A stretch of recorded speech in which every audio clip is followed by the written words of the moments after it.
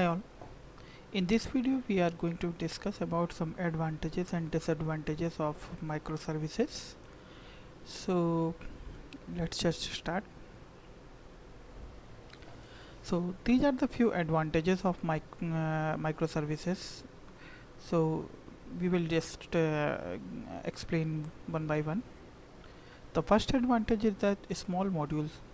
So as we know about the monolithic architecture, where the all modules are bounded into a single unit or a single application, and here in the microservices, we can fine grain the modules into different microservices according to their domains, uh, and in monolithic architecture, all the modules are tightly coupled, but here the each and every module are independently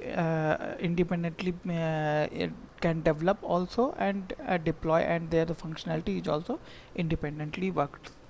So uh, first advantage of a microservices is that we can create a small modules, so as small as their functionality is become independent, and the domain is not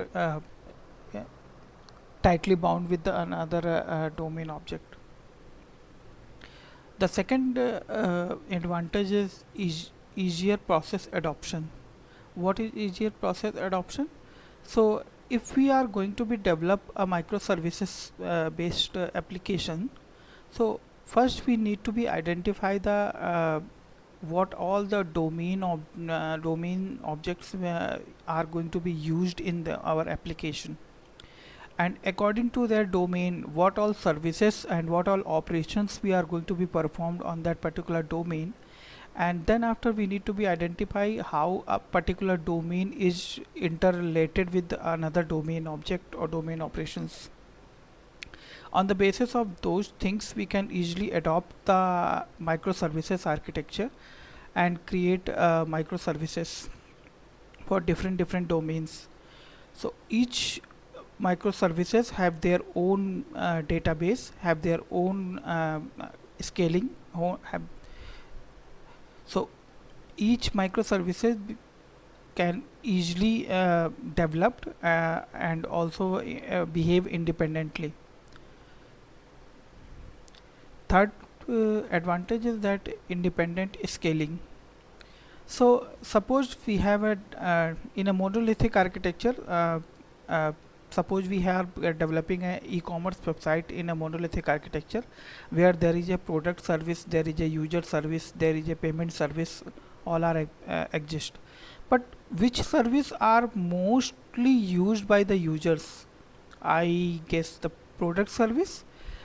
Those who are visiting on their e-commerce websites for buying a product, are they actually buying? Sometimes they buying, someone are visiting their the websites of e-commerce, and uh, either they don't like the product, or they are looking out for some kind of a discount or sale. If they don't want they if they don't found that particular discount or sale or a product which they required, they don't buy. So most of the time product services are working. So the all the traffic or most of the user visiting to see the product, so the product service is need to be make a high scalable. In a monolithic architecture, it is not possible to make any particular service high scalable. If we want to do that, we have to make a highly scalable to the whole application, while the user service doesn't need that kind of scaling, or any other service doesn't need that kind of scaling. But due to the monolithic architecture, we have to scale up the whole application. Apart from in other point of if we talk about the microservices architecture, the user service, the product service, and the payment service, all three are different microservices. So if we want to scale up a product service, we don't require to scale up a user service or a payment service where the traffic is lesser than the product service. So that way independently we can scale up the microservices. And the another advantage is that microservices can be independently deployed, updated, replaced and scaled. So in a microservice architecture, sometimes or it happens that for a particular microservices there is a different teams working on a particular microservices. So it is, the development is quite faster in case different teams are handling a different microservices. And also a deployment becomes easier, because if we want, there is a, if suppose there is a 5 microservices are there, and if we want to deploy the first microservices, if we do the changes in the first microservices in if and we want to deploy it and check that, then we don't need to be deploy another microservices for that.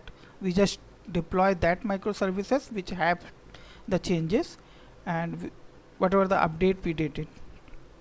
So each and every microservices behaves independently for deploying, updating, replacing or scaling. Sometimes in a application, what happen, if we are suppose using a 5 different or hundreds of microservices, out of these microservices we require 5 or 10 microservices are not fit or not suited to develop into a particular language like Java. And if we want to develop those microservices into a different languages like any other language like Python or any other language, the microservice architecture provides a flexibility to use a different technologies to develop according to their business requirements. So in monolithic architecture it is not possible as flexible as in microservices, because in monolithic architecture the services or the modules are tightly bound on in a single bounded context. So in a whole application we can't use different languages to process that. But in case of microservices we can use we can develop a one microservices in a Python and another microservices in Java and another microservices in .NET. So yeah, that flexibility provided by the microservices. And of course we can make applications loosely coupled by using microservices. How loosely coupled is that? Because if we talk about e-commerce website, there is a 3 services: user, product or a payment. So if we are doing any changes in a product service, suppose we are adding any new product, or we are adding the variations of a product, or we are deleting any product and we want to deploy this particular service again into a server, that is not dependent on a payment service or user service. Payment service and user service both are working as it is while we are doing the deployment or while we are doing the changes in a product service. So that way all these services are loosely coupled. So these are the few advantages of microservices. Apart from that, there are some disadvantages also in some scenarios. So suppose we have a very complex application architecture, and where there is a lot of domains exist, and according to domains we are going to develop our microservices. And while developing our microservices, the numbers of microservices get increased. So with a higher number of microservices, it is very complex to manage those, because the communication between a microservices become more and more tougher when we are talk about the higher number of microservices involved in particular application operation. In case of microservices architecture, it becomes less secure because because of their architecture. While in case of a monolithic application, because it is tightly bound and behave as a single bounded your application, uh, their security becomes much more than the microservices. So if we talk about the security aspects, monolithic application having greater security than the microservice architecture.